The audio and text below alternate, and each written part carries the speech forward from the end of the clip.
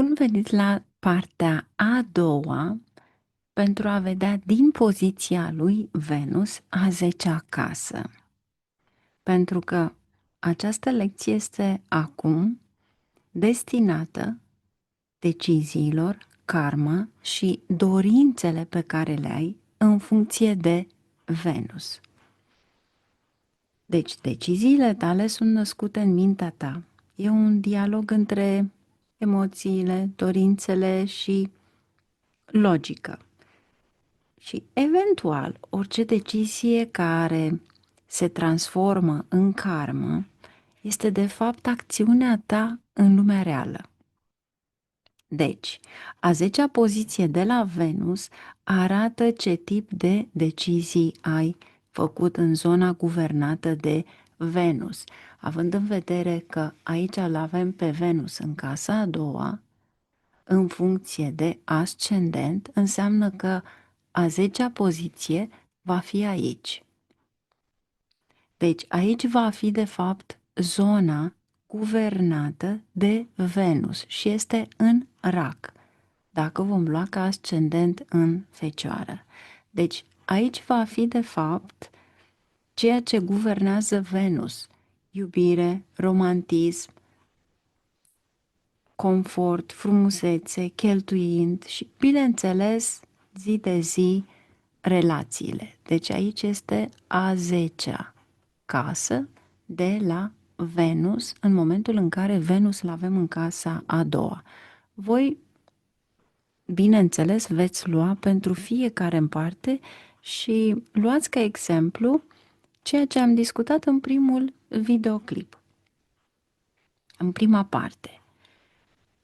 Acum, dacă guvernatorul casei a 10-a de la Venus este afectat negativ în privința lui Venus, asta înseamnă că vei lua decizii proaste sau o confuzie ce duce la în a te îndrăgosti de o persoană greșită, cheltuieli nesăbuite pentru un confort temporar, te simți blocat emoțional și îndepărtat în relație.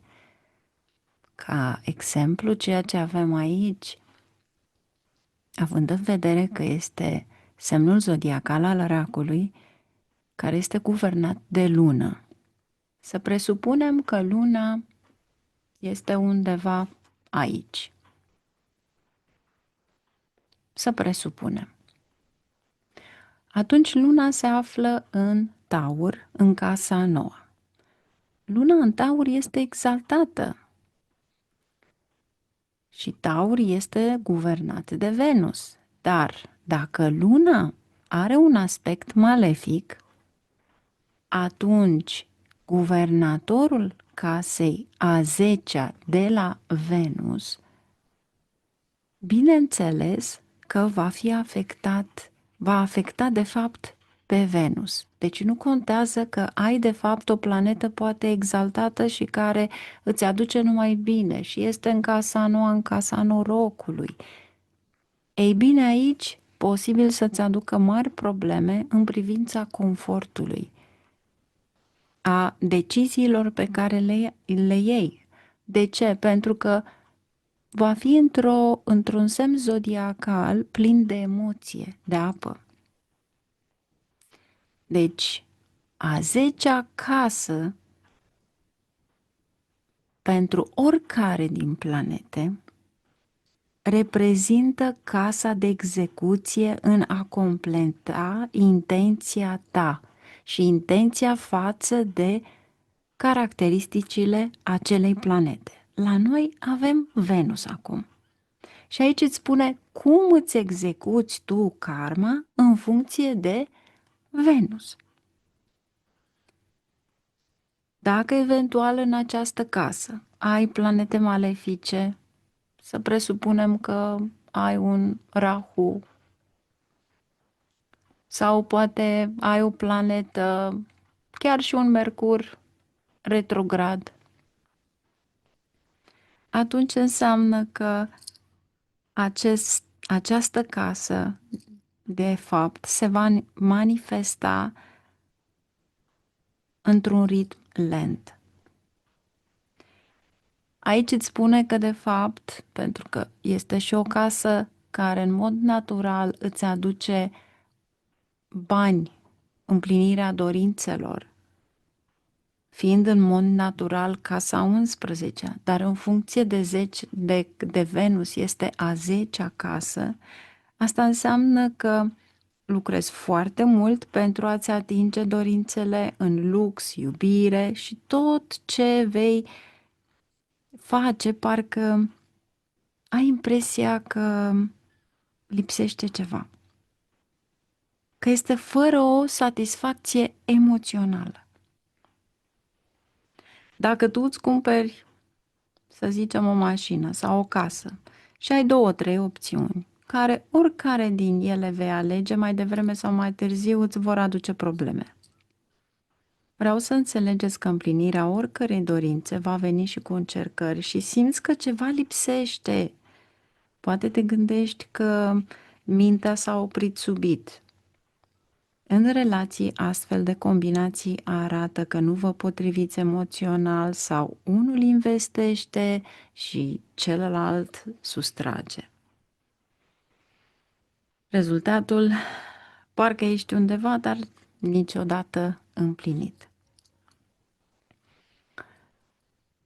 Dacă al 6-lea lord, care al 6-lea lord ar fi Saturn.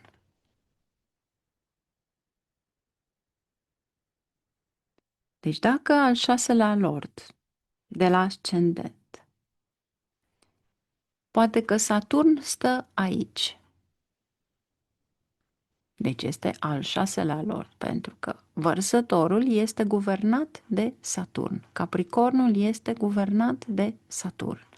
Deci dacă al 6-lea lord, al 6-lea fiind a 6-a casă, dacă doriți, voi numerotați casele. 1, 2, 3, 4, 5, 6, 7, 8, 9, 10, 11, 12. Deci, nu luați în consecință că aici este a 10-a casă de la Venus, nu de la ascendent. Și acum vă spune că, în funcție de ascendent, dacă al 6-lea lord de aici stă în a 10-a poziție, a 10-a casă de la Venus, da? Și nu este tocmai ce vă așteptați. Imaginați-vă că l-aveți pe Saturn. Atunci înseamnă că întotdeauna vor fi obstacole. Întotdeauna va fi o întârziere. Confortul vine cu întârziere. Vor fi certuri sau un stres zilnic care te blochează emoțional.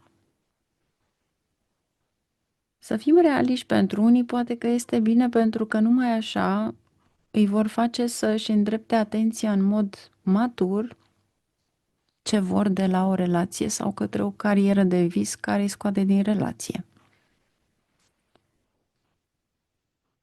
Dacă al 8-lea lord, care este de fapt Marte, pentru că este berbec, stă în a 10-a poziție de la Venus. Atunci transformarea, secretele și evenimentele neașteptate vor veni în viața ta. Viața ta romantică va fi, aș spune, puțin. Este puțin să spui intens. Pentru că va fi ceva extrem de negativ. Karmic. Urcușuri, coborâșuri, adevăruri ascunse sau o trezire adâncă emoțională care îți activează destinul. Dacă al 9-lea lord, care de fapt al 9-lea lord este norocul și dharma, iar pentru voi aici ar fi Venus.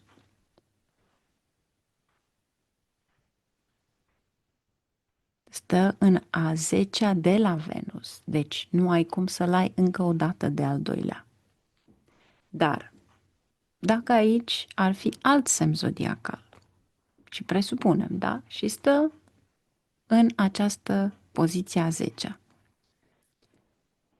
atunci să știi că ai o susținere divină. Căsătoria sau dragostea devin o cale de creștere, oportunități în străinătate, o aliniere spirituală. Să presupunem că va fi aici.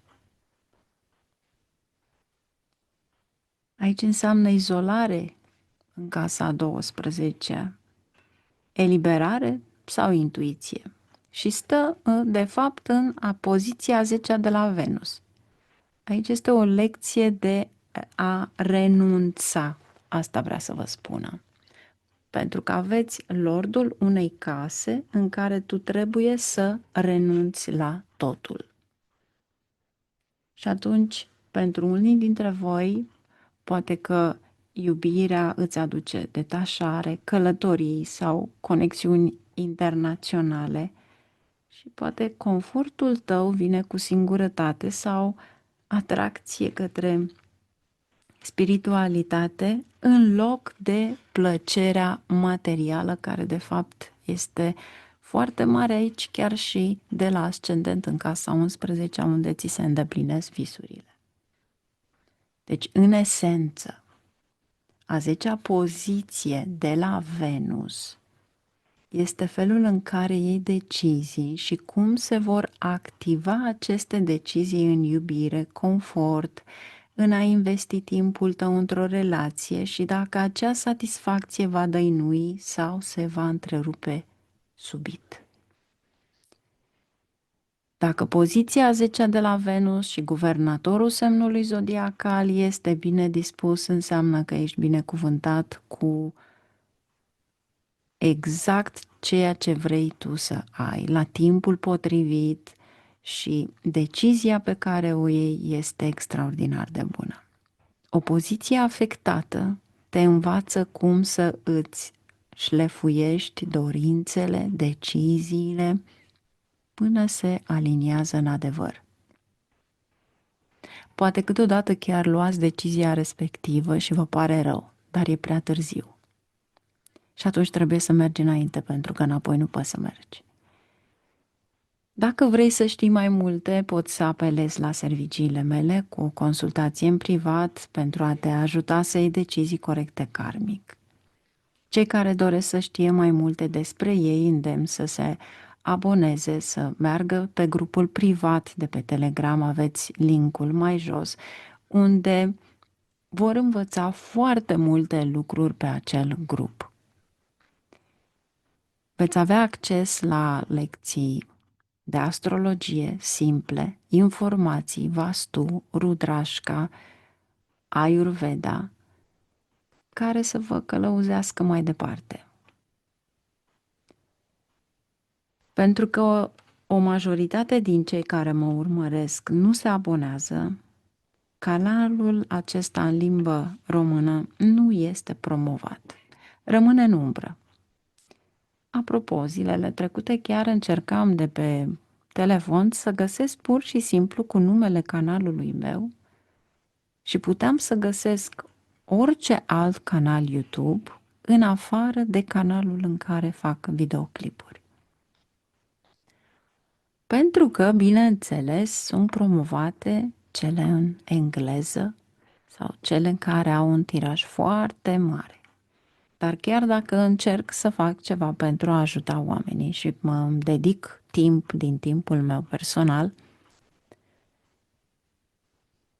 atunci este extrem de frustrant când vezi că oamenii vor să învețe, vor să facă ceva, dar nu vin să se aboneze.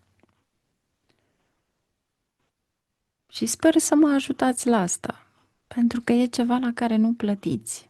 Dar în momentul în care se abonează, atunci YouTube-ul mă promovează. Altfel, nici nu găsiți canalul. Deci, cei care doresc într-adevăr să învețe ceva frumos în astrologia vedică pentru a se cunoaște pe ei și pentru a cunoaște adevăratul lor suflet, sunteți invitați să veniți pe canalele mele și, bineînțeles, pe site, unde aveți foarte multe lucruri de învățat, chiar mudra și multe remedii pe care le puteți face acum, Vastu, remedii pe care le veți avea în Vastu pe acel grup de Telegram privat și care sper să vă ajute anul acesta. Vă mulțumesc și va mai fi o parte a treia, mai scurtă, despre claritate. Cum poți să clarifici niște lucruri în viața ta pentru ca Venus să fie puternică și în privința doamnelor, dar când vă treziți dimineața, este bine să vă uitați în oglindă, să vedeți cât de frumoși, frumoase sunteți, îmbrăcați-vă frumos, simțiți-vă bine, lăsați pijamalele, pentru că în momentul în care voi îl activați pe Venus, voi activați o energie pozitivă extraordinar de benefică. Numai bine, la revedere și vă aștept cu drag la a treia parte a acestei lecții.